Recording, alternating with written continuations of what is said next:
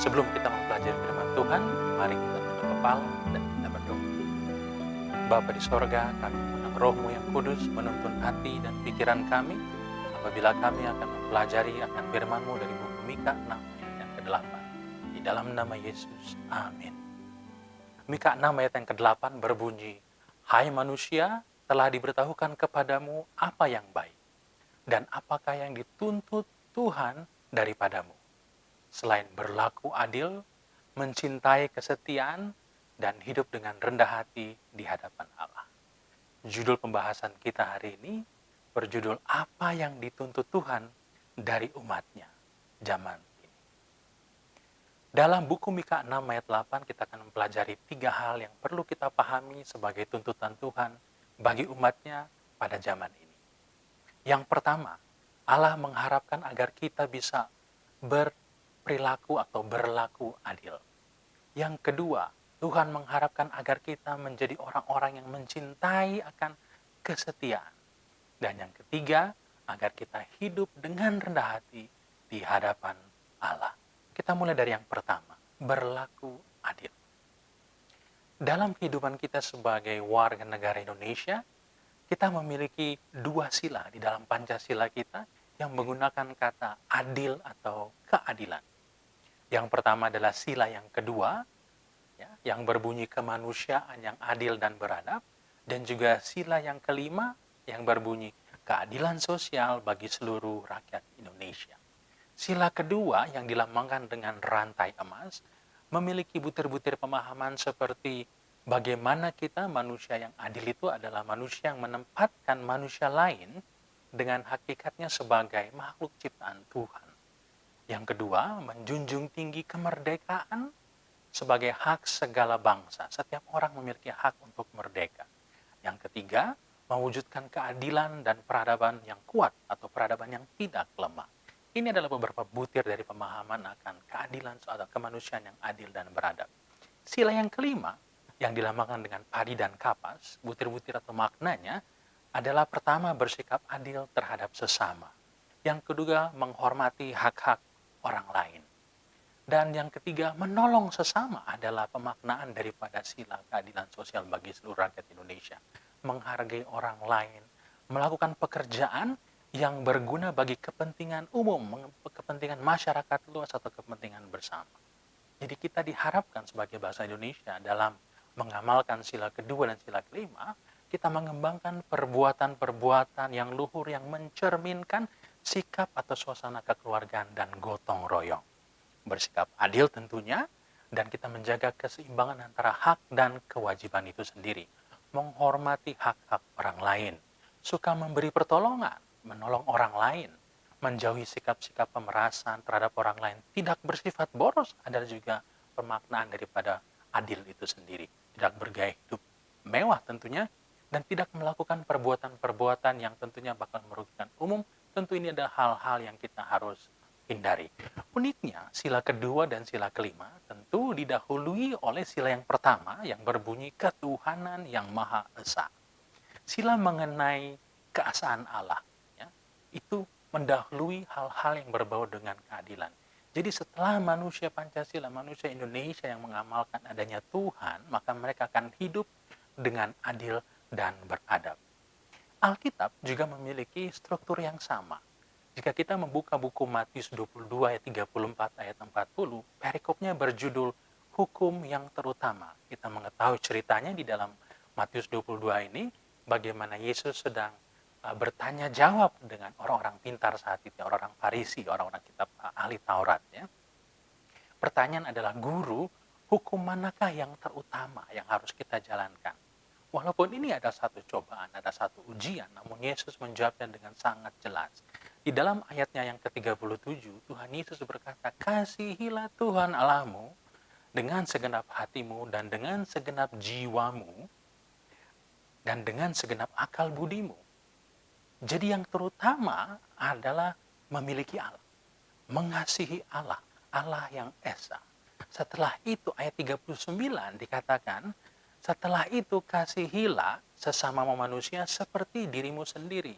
Kasih mengasihi, berlaku adil, adalah kemanusiaan yang adil dan beradab. Jadi yang pertama adalah Tuhan yang Esa mengasihi Allah, dan yang kedua adalah mengasihi sesama, berlaku adil. Ya. Jadi tentunya pemahaman dari Mika 6 ayat 8 mengenai kita berlaku adil serupa dengan apa yang diharapkan oleh Pancasila dari kita, bangsa Indonesia, menempatkan manusia sesuai dengan hakikatnya sebagai makhluk ciptaan Tuhan, menjunjung tinggi kemerdekaan sebagai hak segala bangsa, mewujudkan keadilan dan peradaban yang tidak lemah, bersikap adil terhadap sesama, menghormati hak-hak orang lain, menolong sesama, menghargai orang lain, dan tentunya melakukan pekerjaan yang berguna bagi kepentingan umum atau kepentingan bersama. Dan apakah yang dituntut daripadamu? Apa yang dituntut Tuhan daripadamu selain berlaku adil? Kita coba dengarkan dulu apa yang dikatakan oleh Mazmur 89 ayat 15. Dikatakan, keadilan dan hukum adalah tumpuan tahtamu. Kasih dan kesetiaan berjalan di depanmu. Hukum Tuhan adalah kasih, dan adil adalah fondasi tahta Allah. Dan kesetiaan berjalan di depanmu, di depan Tuhan, di depan umatnya. Hal kedua yang kita ambil daripada Mika 6 ayat 8 adalah mencintai kesetiaan. Ya. Kesetiaan dalam Mika 6 ayat 8, ya. Dan apakah yang dituntut Tuhan daripadamu selain berlaku adil? Yang kedua adalah mencintai kesetiaan. Kasih dan kesetiaan berjalan di depan. Di depanmu, bagaikan panji-panji bendera, lambang suatu kelompok yang harus terlihat. Kesetiaan harus terlihat. Kenapa hal ini harus terlihat? Kenapa kesetiaan ini harus terlihat?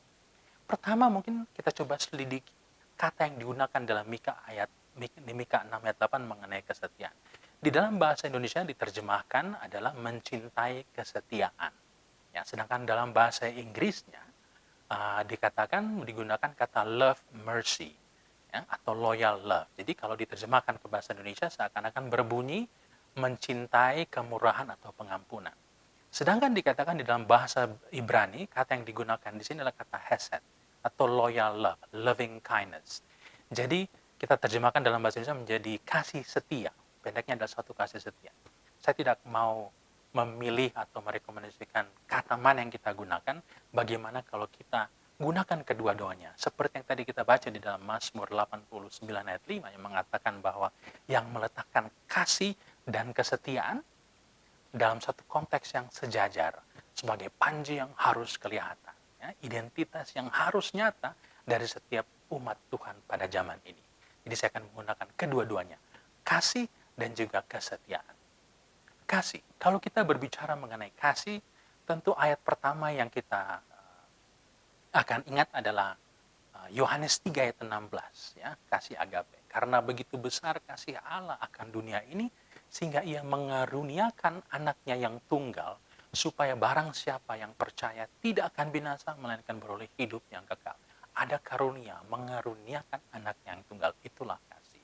Ada ayat yang serupa, 1 Yohanes 3 ayat 16, jadi bukan Yohanes 3 ayat 16, tapi 1 Yohanes 3 ayat 16 yang berbunyi, demikianlah kita ketahui kasih Kristus, yaitu bahwa ia telah menyerahkan nyawanya untuk kita.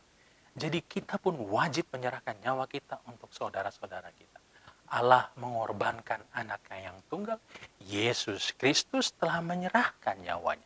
Jadi kasih yang kita pahami di dalam Mika 6 ayat 8, seperti contoh dari Allah dan Tuhan Yesus, adalah kasih yang mau berkorban. Jadi kalau tadi kita sudah membahas mengenai kata pertama dalam artian Mika 6 ayat 8 mengenai mencintai kesetiaan, sekarang kita masuk ke dalam kata kedua, yaitu mencintai kesetiaan, kata yang digunakan dalam Alkitab Bahasa Indonesia. Kalau bercerita mengenai kesetiaan, tentu kita akan teringat akan kisah Daud dan Jonathan, di mana di dalam kasih persahabatan mereka ada kesetiaan yang luar biasa. Melakukan apa yang benar merupakan bagian daripada kesetiaan mereka berdua. Menjaga tali persahabatan dan komitmen kesetiaan menjadi yang terutama di dalam kehidupan persahabatan mereka. Kita bisa banyak membaca cerita mereka di dalam buku 1 Samuel 18, bagaimana persahabatan Daud dan Jonathan. Sedikit lagi mengenai kesetiaan. Saudara-saudara, jika Anda membuka Forbes.com, ya, www.forbes.com, ini sebuah website referensi bisnis terkemuka di dunia. Bagi mereka yang senang atau bergelut dalam bidang keuangan, tentu Forbes bukanlah hal yang jarang didengar, malah sering didengar ya. Karena ini sering dikutip mengenai saham, pasar modal, dan sebagainya.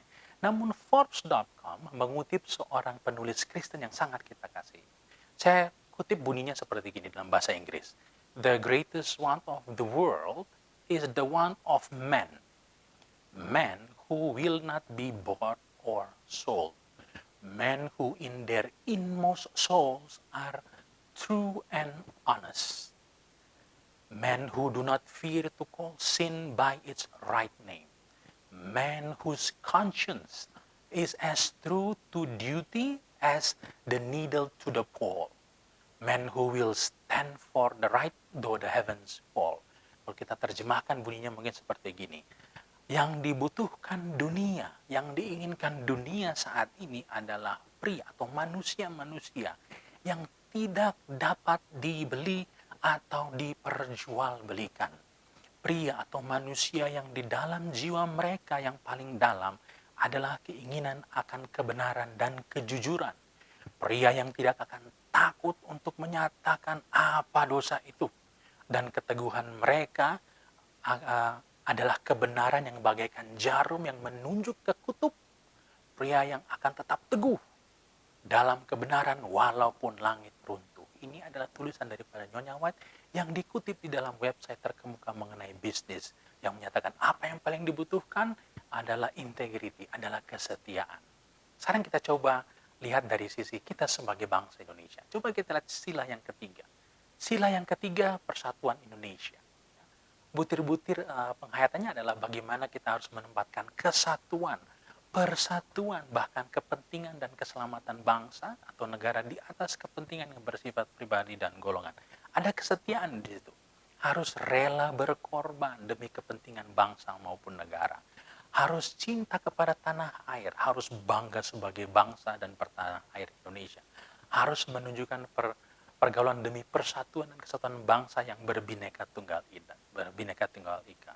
Jadi pemahamannya bagaimana kita menjalankan, tentu kita harus sanggup menempatkan persatuan. Ada kesetiaan sebagai bangsa Indonesia. Ada kesetiaan terhadap bangsa dan negara. Kita juga mampu membedakan, berkorban bahkan untuk kepentingan kelompok di atas kepentingan pribadi yang rela mengembangkan cinta akan tanah air, cinta, kesetiaan kepada tanah air. Ya, sanggup memajukan pergaulan demi persatuan dan kesatuan. Berdiri dalam kasih dan setia kepada sesama, ya, kepada bangsa dan negara adalah penghayatan daripada sila ketiga ini. Jadi sangat mirip dengan apa yang diharapkan dari Tuhan kepada umat-umatnya. Apa yang diharapkan, apa yang dituntut Tuhan daripadamu selain berlaku adil, mencintai kesetiaan. Dan yang ketiga, hidup dengan rendah hati di hadapan Allah. Hidup dengan rendah hati di hadapan Allahmu, dalam konteksnya adalah kerendahan hati bagaimana menyatakan kondisi hati kita tunduk kepada Tuhan. Rendah hati berarti kita berserah penuh kepada Tuhan. Tunduk kepada Tuhan, tunduk kepada yang maha kuasa. Menghargai adanya suatu kuasa di atas kita.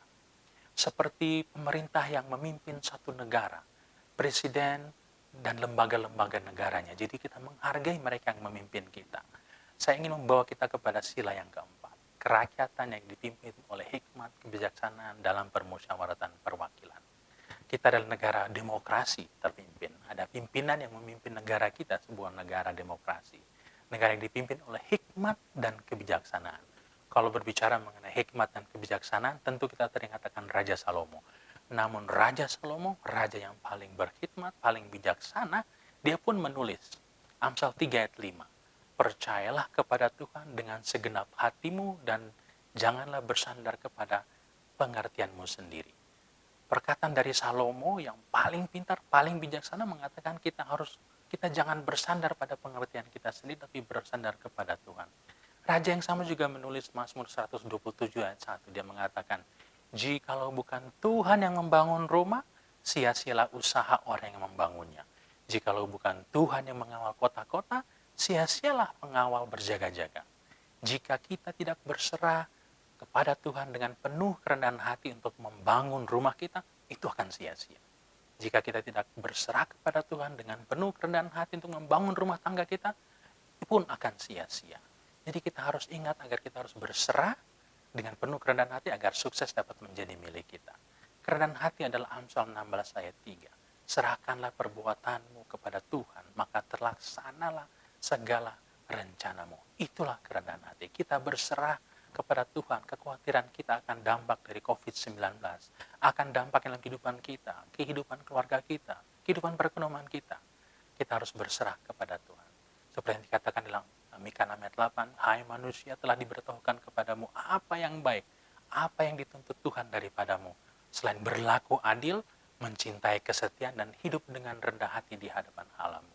Atau mungkin kalau saya terjemahkan ini di dalam bahasa kita sebagai orang Indonesia, tentu kita akan mengatakan Pancasila yang berbunyi, ketuhanan yang Maha Esa, kemanusiaan yang adil dan beradab, persatuan Indonesia, kerakyatan yang dipimpin hikmat kebijaksanaan dalam permusyawaratan perwakilan, dan yang kelima, keadilan sosial bagi seluruh rakyat Indonesia. Inilah yang